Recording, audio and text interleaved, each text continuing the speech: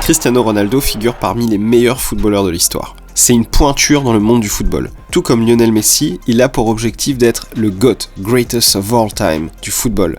Alors qui est le meilleur, c'est un autre débat, je vous l'accorde, mais aujourd'hui, on va pas parler de ça, nous allons nous intéresser spécialement à CR7. Parce qu'au-delà de son palmarès incroyable, c'est aussi un businessman talentueux qui transforme en or tout ce qu'il touche. Sa fortune est évaluée à 500 millions de dollars. Et vous allez voir que pour cela, il a utilisé différentes techniques qui forcent l'admiration. Des techniques que vous pouvez utiliser pour développer votre business ou devenir une meilleure version de vous-même. Comme CR7, vous pouvez utiliser ces conseils pour vous sortir de situations compliquées ou pour relever des défis qui vous paraissent insurmontables aujourd'hui. CR7 a pratiquement tout gagné. L'Euro, la Ligue des Champions, Première Ligue, l'UEFA, Nation Leagues, la Super Coupe, la Serie A, et j'en passe. Il a à son palmarès 5 ballons d'or en 2021. Ses victoires et ses réussites en chaîne ne sont pas dues au hasard, mais au travail acharné de CR7. Oui, c'est un bourreau de travail, car selon lui, vous avez peut-être du talent, mais le talent sans travail n'est pas aussi efficace. Tu ne peux pas aspirer à devenir le meilleur joueur du monde si tu comptes uniquement sur ton talent. Pour arriver là où il est aujourd'hui, Cristiano Ronaldo a fait appel à plusieurs outils. 3 d'entre eux se démarquent. Les voici.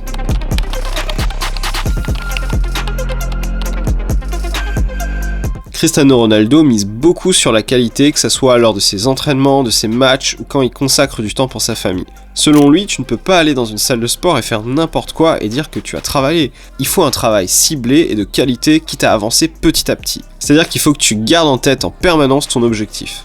Il en est de même pour le temps que tu passes avec tes proches. Tu te dois leur consacrer du quality time. C'est important, c'est la philosophie de CR7 et c'est ce qui fait toute la différence. C'est vraiment comme ça qu'il compte être le meilleur et être en forme à chaque match. Ça ne veut pas dire qu'il peut tout gagner, on est d'accord, mais il s'assure d'être vraiment au meilleur de sa forme à chaque fois qu'il fournit une prestation en tant que joueur professionnel. Il n'hésite pas à dépenser des fortunes et de se donner les moyens de faire un travail de qualité. Tu serais étonné d'ailleurs de savoir que CR7 a acheté une machine de la NASA qui permet de s'entraîner en l'absence de gravité. Il a acquis pour la coquette somme de 2 millions d'euros. C'est pour te dire que si tu veux fournir un travail de qualité, il te faut des objectifs, identifier les moyens pour les atteindre et te donner le droit de l'obtenir. Même si tu te donnes corps et âme pour fournir un travail de qualité, si tu ne fais pas attention aux détails et que tu n'es pas régulier dans ce que tu fais, tu vas lamentablement échouer. Et CR7 l'a bien compris.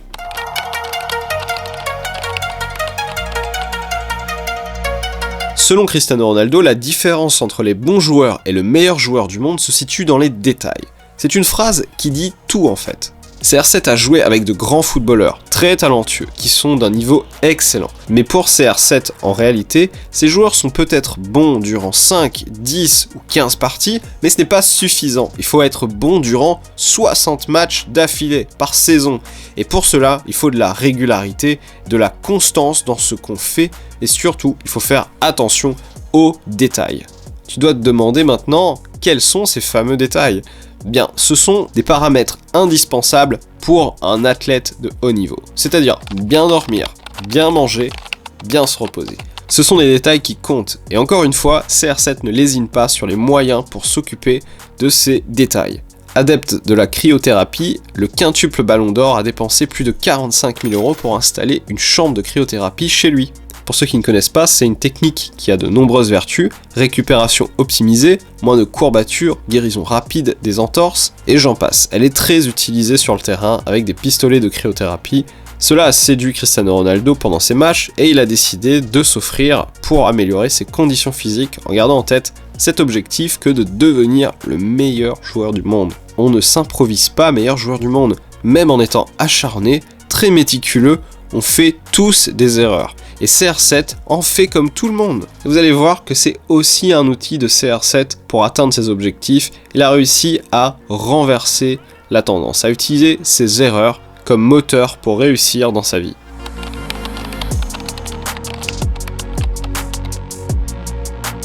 Des erreurs, CR7 en a fait durant sa carrière. Il était trop émotif. Souvenez-vous, il pleurait souvent jusqu'à devenir agaçant parfois. il supportait pas de perdre et faisait des choix tactiques pas toujours adaptés à la situation lors d'un match.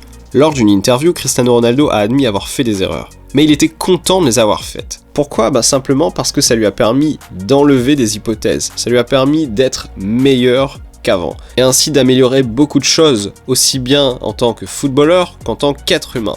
Il est devenu moins impulsif, plus calme, plus concentré.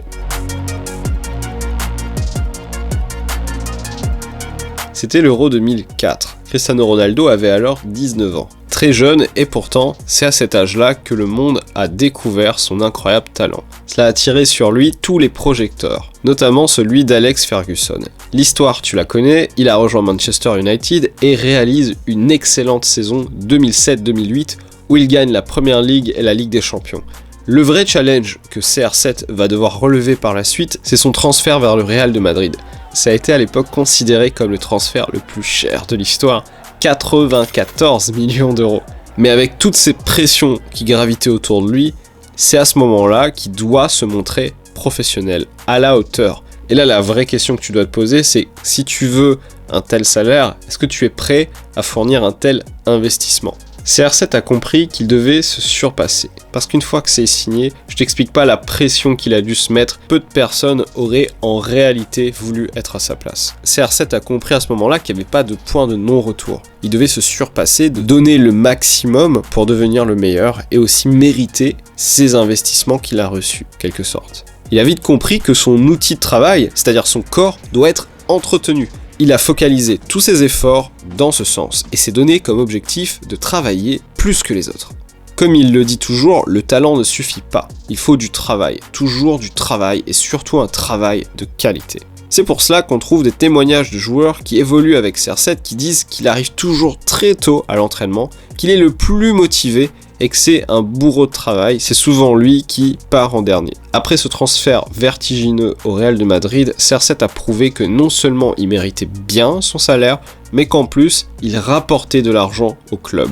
La bonne nouvelle, grâce à Ronaldo, le club madrilène a généré plus de 675 millions d'euros de recettes, un chiffre énorme, plaçant le Real de Madrid de Zidane dans le top 3 des clubs les plus rentables de l'époque. Mais alors que tout semblait rouler pour le jeune prodige, un double défi l'attendait à partir de 2018, et vous allez voir que malgré les difficultés, CR7 a plus d'un tour dans son sac.